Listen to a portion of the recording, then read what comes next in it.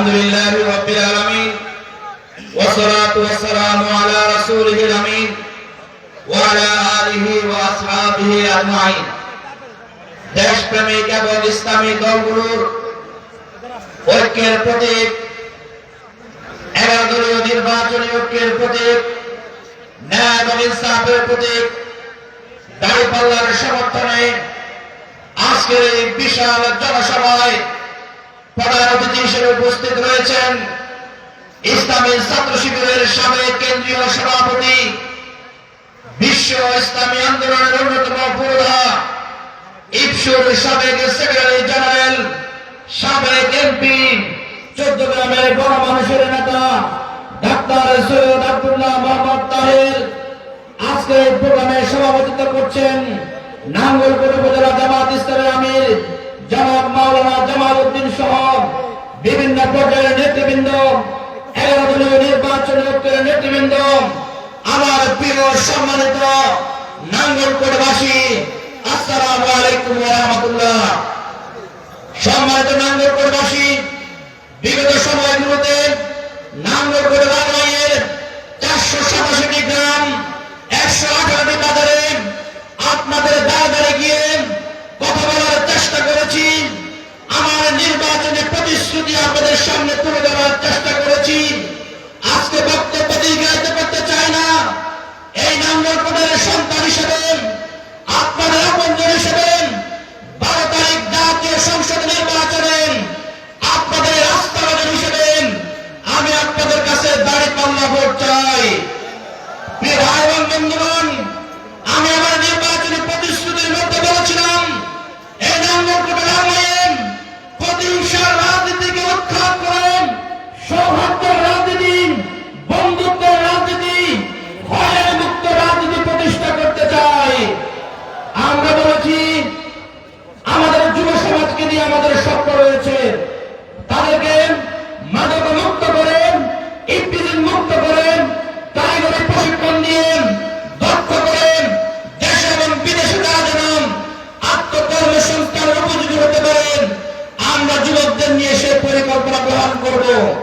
রাস্তাঘাট, ব্রিজ, কারবাদের, ট্যাক্সের উন্নয়ন, শিক্ষক, অভিভাবক, শিক্ষা কর্মকর্তাদের সমন্বয়ন, শিক্ষা প্রতিষ্ঠানে শিক্ষার মান উন্নয়ন, তার পাশাপাশি সালিশ দরবারে ন্যায় বিচার প্রতিষ্ঠার মাধ্যমে সামাজিক সুবিচার প্রতিষ্ঠা করার জন্য আমরা দৃঢ় পদক্ষেপ গ্রহণ করবো ইনশাআল্লাহ। আমার নাঙ্গলকোটবাসী, আপনাদের সন্তান হিসেবে, ভাই হিসেবে, বন্ধু হিসেবে, আপনাদের আপনজন হিসেবে আমি প্রথমবারের মতো সংসদ নির্বাচনে আপনাদের সামনে এসে দাঁড়িয়েছি। আমার ব্যক্তি পরিচয়, পারিবারিক পরিচয়, রাজনৈতিক এবং সাংগঠনিক পরিচয় আপনাদের সামনে ক্লিয়ার। এই নাঙ্গলকোটবাসী, লালমাইবাসী যদি বিশ্বাস করেন একটি সুখী সমৃদ্ধ জনপদ হিসেবে লালমাইকে গড়ে তোলার ক্ষেত্রে, আপনাদের প্রত্যাশিত নাঙ্গলকোট লালমাই তৈরি করার ক্ষেত্রে আপনাদের সন্তানকে যদি আস্থাবাদে রাখতে পারেন, আমি ওয়াদা দিচ্ছি আপনাদের সুখী অংশীদার হয়ে এই নাঙ্গলকোটের লালমাইকে সুখী সমৃদ্ধশালী জনপদে পরিণত করবে ইনশাআল্লাহ। আমি আপনাদের কাছে আহ্বান রাখতে চাই, আপনারা এইবার দাঁড়িপাল্লাকে ভোট দিয়ে বিজয় করলেন, আপনাদের আহ্বান আমি পূরণ করবো ইনশাআল্লাহ। আমাকে নির্বাচিত করলেন, আল্লাহ রাব্বুল আলামিন যদি আমাকে নির্বাচিত করেন, আমি স্পষ্ট ঘোষণা দিচ্ছি এই জায়গার যে রাজনৈতিক সংস্কৃতি, একদল নির্বাচিত হয়, আরেকদল পালিয়ে যায়, বাড়িঘর হামলা ভাঙচুর শুরু হয়, আমি প্রতিশ্রুতি দিচ্ছি ইনশাআল্লাহ আমি নির্বাচিত হলে কোন দলের কোন নেতা কর্মীকে 1 ঘন্টার জন্য পালিয়ে থাকতে হবে না। আমি দুর্নীতি করব না, কাউকে দুর্নীতি করার সুযোগ দেব না। আমি চাঁদাবাজি করব না, কাউকে চাঁদাবাজি করার সুযোগ দেব না। আমি মাদকের ব্যবসা করার সুযোগ দেব না। আমার জন্য রাষ্ট্রপতি যে বাধা বরাদ্দ হবে, সেই বাধাও আমি জনগণের কল্যাণে ব্যয় করব। 12 তারিখ কি আপনাদের সমর্থন পাবো? আমি নাঙ্গলকোটবাসীদের জানতে চাই, 12 তারিখ আপনাদের সমর্থন পাবো ইনশাআল্লাহ। আমি আপনাদের কাছে, আমার প্রিয় মা এবং বোনদের কাছে দোয়া চাই, নাঙ্গলকোট লালমাই কুমিল্লা 10 হাজারের খাদেম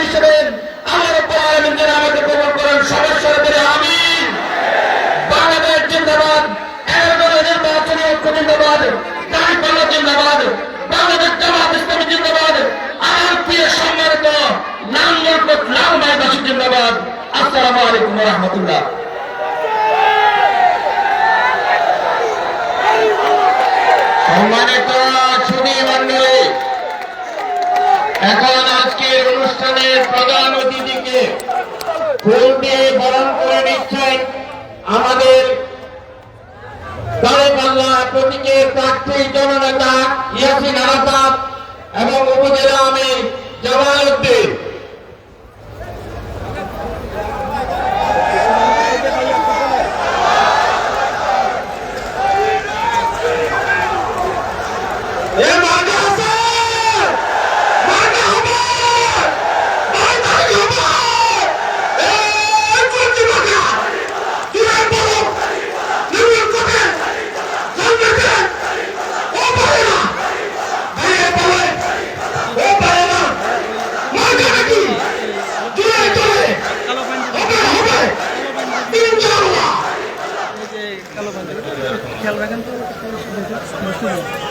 রাত পোহাবার কত দেরি পাঞ্জরি, তুমি মাস্তরে আমি দাঁড় টানি ভুলে অসীমি কুয়াশা হেরি।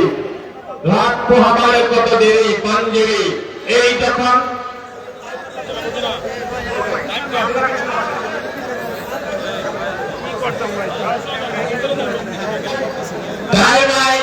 আজকের অনুষ্ঠানের প্রধান অতিথি ইয়াসিন আরাফাতের হাতে দাঁড়িপাল্লা তুলে দিচ্ছেন।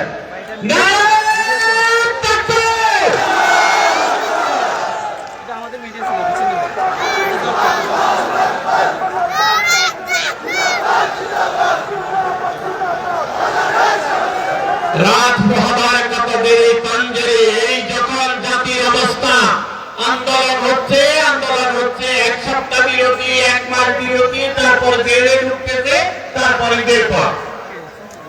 এই জাতিকে তিনি পথ প্রদর্শন করেছেন আন্তর্জাতিক ভাবে। আমরা মৌলবাদী এই ধারণার তিনি পতঙ্গ দিয়েছেন তার মেধা ভক্তি দিয়ে। সেই জননেতা ডক্টর সৈয়দ আব্দুল্লাহ মোহাম্মদ তাহের।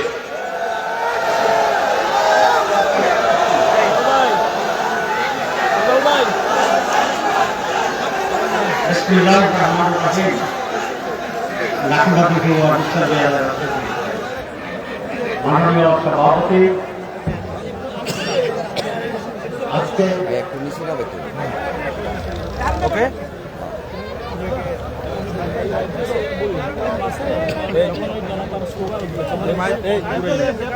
বাইরে এসে গায়ে তো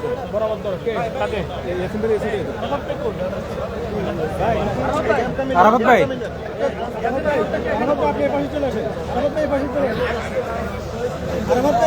আরাফাত ভাই এই পাশে আসেন, এই পাশে দাঁড়ান, এই পাশে দাঁড়ান, এই পাশে দাঁড়ান। ওকে,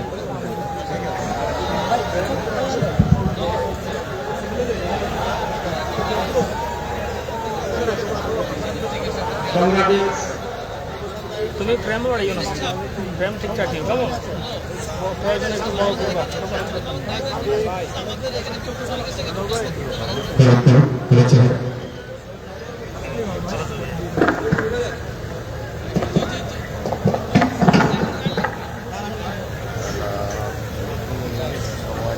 আগে নাগরপুর বাজারে ঢোকার আগে এক বিশাল বাজার লোকারণ্য, দোকানপাটে মানুষ ভর্তি, আর মাঠে সে দেখি চট্টগ্রামে আমরা আমির জামাত সহ একটা নির্বাচনী সভা করেছিলাম। আমার ধারণা ছিল কুমিল্লাতে সেটি সবচেয়ে বড় জনসভা, কিন্তু নাগরপুরে এসে আমি দেখলাম আমরা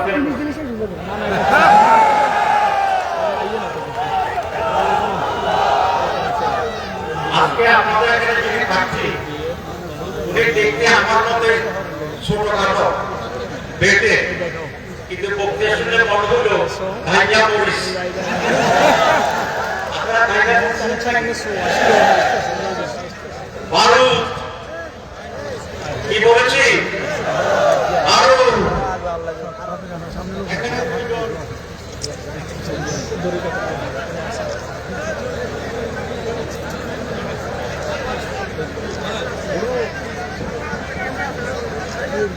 ইয়াসিন আরাফাত ইসলামী ছাত্র শিবিরের সারা বাংলাদেশের প্রধান ছিল, সভাপতি ছিল। ছাত্র শিবির কি জিনিস জানেন আপনারা? যারা ঢাকা বিশ্ববিদ্যালয়, রাজশাহী বিশ্ববিদ্যালয়, জগন্নাথ বিশ্ববিদ্যালয়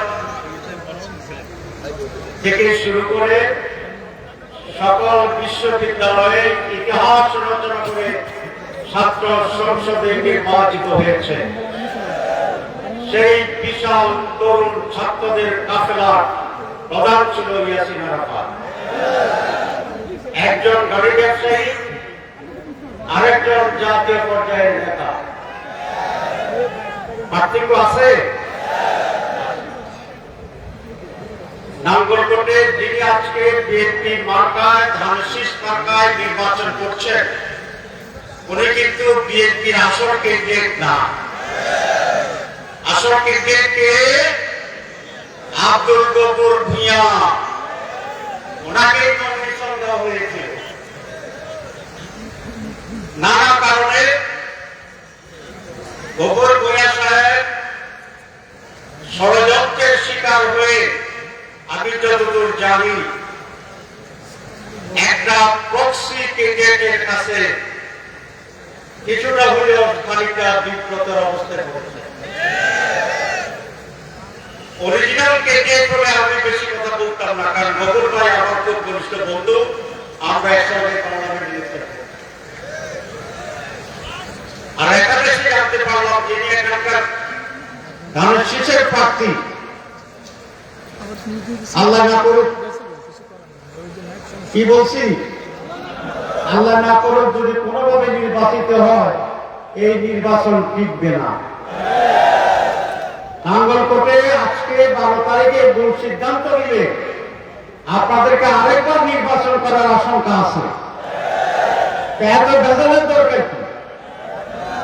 এত ঝামেলার দরকার কি? একবারে আপনারা ইয়াসিন আরাফাতকে দেন, পার্লামেন্টে এসে বলিষ্ঠ ভূমিকা পালন করবে এবং নাঙ্গলকোটবাসীর জন্য সকল দাবি দাবা আদায় করতে পারবে। আমি এই কথা বলছি এই জন্য, আমি ইয়াসিন আরাফাতকে চিনি, তার যোগ্যতা জানি। নাঙ্গলকোটের মতো একটা উন্নত উপজেলা, লালমাই শহর যেটা কনস্টিটিউয়েন্সি, এটার এমপি হওয়ার যোগ্যতা এক সময় কামরুজ্জামান সাহেব ছিলেন, উচ্চশিক্ষিত মানুষ, বড় ডাক্তার। এরপরে গফুর ভাই ছিলেন, উনিও পলিটিক্যালি অত্যন্ত বেচু। এরপরে যেটা, সেটি ইয়াসিন আরাফাতের যোগ্য ব্যক্তি।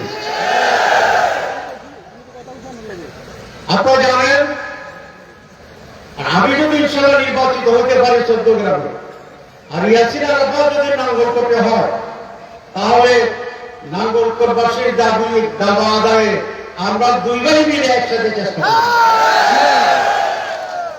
তাহলে ইয়াসিন আরাফাতকে যদি আপনারা ভোট দেন, তাহলে 1.5 জন এমপি থাকে। ইয়াসিন আরাফাত একটা ফুল 14 গ্রাম থেকে অর্ধেক সাপোর্ট, তাহলে 1 এমপি দিবেন আর 1.5 এমপি দিবেন। ঠিক আছে কথাবার্তা? 2 নম্বর পয়েন্ট, এবার 11 দলীয় জোট ইনশাআল্লাহ সরকার গঠন করবে। হিসাব নিকাশ পরিষ্কার। 11 দলীয় জোটে কারা আছে? সকল ইসলামী উলামায়ে কেরাম। 71 সালের একমাত্র জীবিত বীর বিক্রম অলি আহমদের দল। 5ই আগস্টের নতুন জুলাই বিপ্লব, নতুন বাংলাদেশের যে কারিগর নেতৃত্ব দিয়েছে, সেই তরুণদের সংগঠন এনসিপি। একদিকে 71-এর চেতনা, ইসলামের চেতনা, জুলাই চেতনা একাকার হয়ে বাংলাদেশের মেজরিটি মানুষের প্রতিনিধিত্ব করছে 11 দলীয় জোট। 11 দলীয় জোট যদি সরকার গঠন করে, তাহলে আমি আপনাদেরকে পরিষ্কার বলতে চাই, ইয়াসিন আরাফাত সেই সরকারে গুরুত্বপূর্ণ জায়গা দখল করবে ইনশাআল্লাহ। সম্মানিত ভাইরা, জাতীয় বক্তৃতা এখানে দিতে চাই না, কারণ আমি আপনাদের পাশের ঘরের মানুষ, জাতীয় কথা বলা দরকার নেই, ভোটের কথাই বলতে চাই। তবে এই কথা আমাদেরকে আজকে বিশ্বাস করে ভূমিকা নিতে হবে। বাংলাদেশ গত 56 বছরে যেভাবে পরিচালিত হয়েছে এটা আর চলতে দেওয়া যায় না। পরিবর্তন প্রয়োজন, উই নিড চেঞ্জ। সেই পরিবর্তন পজিটিভ ধারা। বাংলাদেশে আমরা ইতিহাস রচনা করেছি দুর্নীতিতে 3 বার চ্যাম্পিয়ন হয়ে। আজকে অবশ্য সকলে বলছেন যে তারা দুর্নীতি দূর করবেন, ভালো কথা। অতীত সেটা সাক্ষী দেয় না। আমরা দুর্নীতি দূরের ব্যাপারে ওনাদের বক্তব্যকেও স্বাগত জানাই। 11 দিনের জোর দুর্নীতি করবে না। বিএনপি বলছে তারা দুর্নীতি করবে না, তাহলে তো বাংলাদেশে আর দুর্নীতি থাকবে না। কিন্তু কথা এবং কাজের মিল খুঁজে পেতে হবে। আগে অতীত ভূমিকা সেটা প্রমাণ করে না। তারপরে আমি বেশি সমালোচনা করতে চাই না।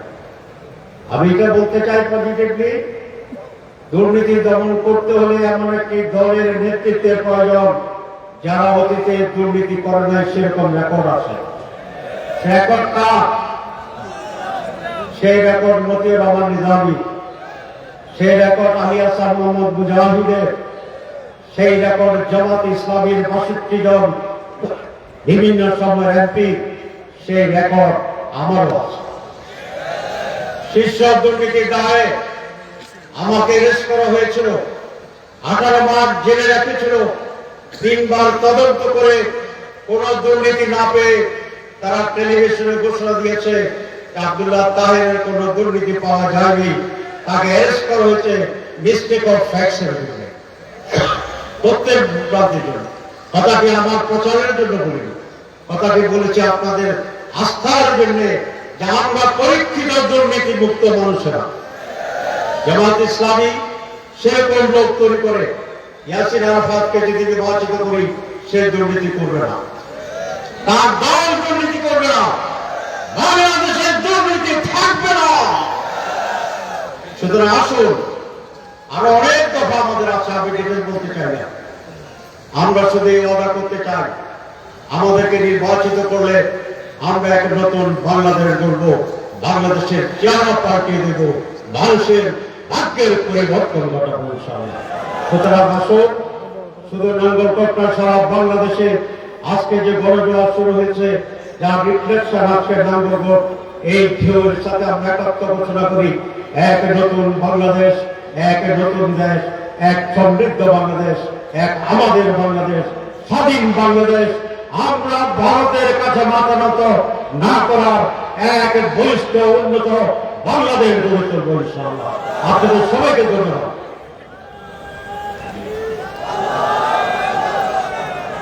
এখন সভাপতির বক্তব্যের পালা। জনাব জামাল উদ্দিন উপজেলা আমির, বাংলাদেশ জামাত ইসলামী। আসসালামু আলাইকুম ওয়া রাহমাতুল্লাহ। সকলকে ধন্যবাদ জানাচ্ছি। আজকে রাঙ্গলপুরের বিভিন্ন